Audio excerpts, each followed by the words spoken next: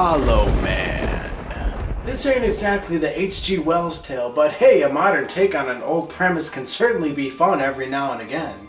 Kevin Bacon plays Sebastian, a cocky scientist working for the government on top-secret experiments. Their goal, to make soldiers invisible. Eager to be the first invisible man, Sebastian tests the serum on himself. The procedure is a success, however, the attempt to regain visibility is not so much a success. This all leads to Kevin Bacon going insane and pretty much taking advantage of his new identity, or should I say lack of one. The film starts out fun and cool, but later evolves into something far more mean-spirited and violent. It's not everyone's cup of tea, but hey, I dig it. If you're ever in the mood for a bloody good time, check out Paul Verhoeven's Hollow Man. From Beyond. From the demented team that brought you Reanimator comes another jolly good gore fest. I just love whenever director Stuart Gordon tackles an H.P. Lovecraft concept. Gordon's From Beyond is certainly no exception. Basically, some scientists create a resonator to stimulate the pineal gland, a dormant sensory organ, sixth sense according to some, and in doing so they open up a gateway to a parallel and often hostile universe.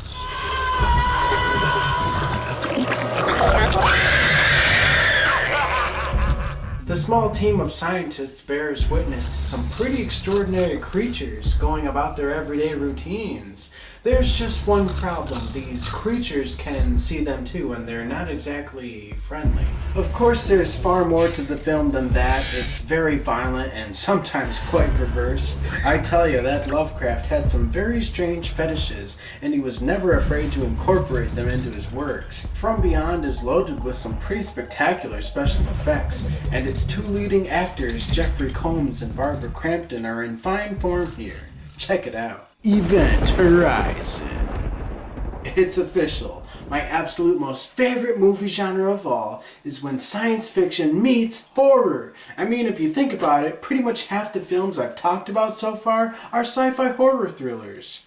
Director Paul W.S. Anderson isn't exactly Ridley Scott, but he seems to be quite good at directing guilty pleasures. What I mean by that is, his movies are almost always bad, but you just can't help but enjoy the shit out of some of them. Personally, I believe that Event Horizon is Anderson's best film. It stars a very creepy Sam Neill, Dr. Grant from Jurassic Park, and a very slim Lawrence Fishburne, Morpheus from the Matrix trilogy. The premise involves a rescue team on a mission to recover a ship that's been floating around lost in space for several years. Fishburne plays the man in charge of this rescue operation, and Sam Neill is the lost ship's designer, tagging along as an informant. The team doesn't realize, though, exactly where the ship has been floating around all this time that it was missing. And when they finally arrive, strange and often frightening occurrences begin happening all around them.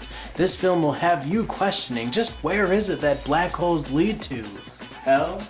I love this film to death. It's like a wonderful combination of 2001: A Space Odyssey, The Shining, and Alien. What do you say we take a break from sci-fi horror and dive into some more traditional horror classics? The Carrie films. Brian De Palma's Carrie is an American horror classic.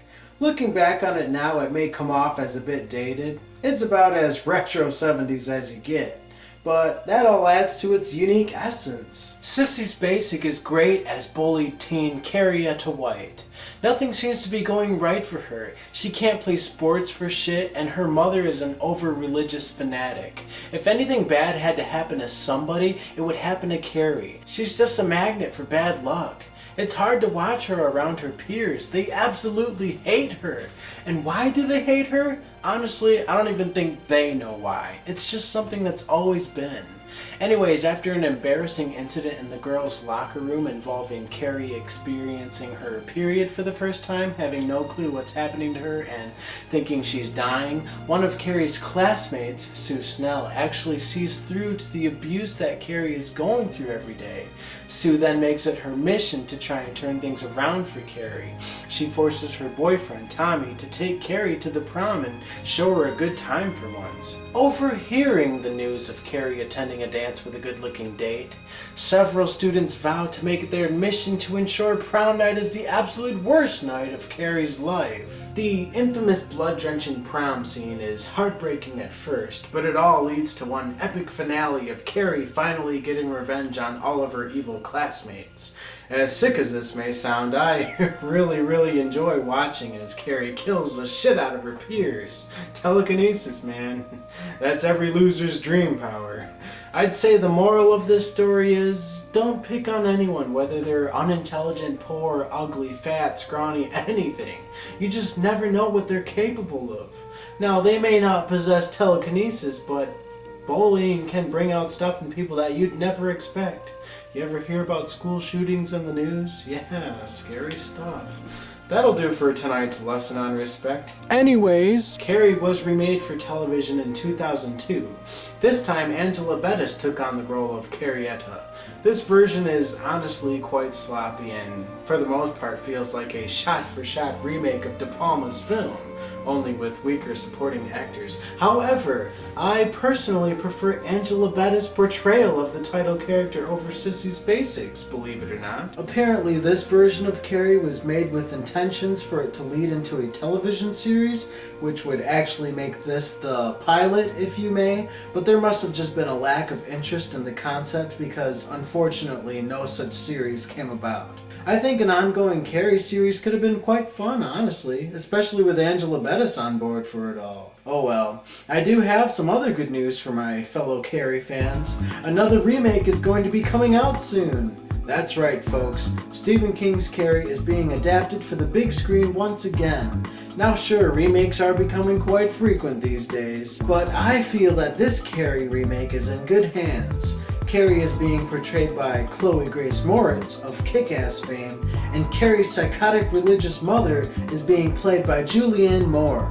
And they're both under the direction of Boys Don't Cry's Kimberly Pierce. Can't wait.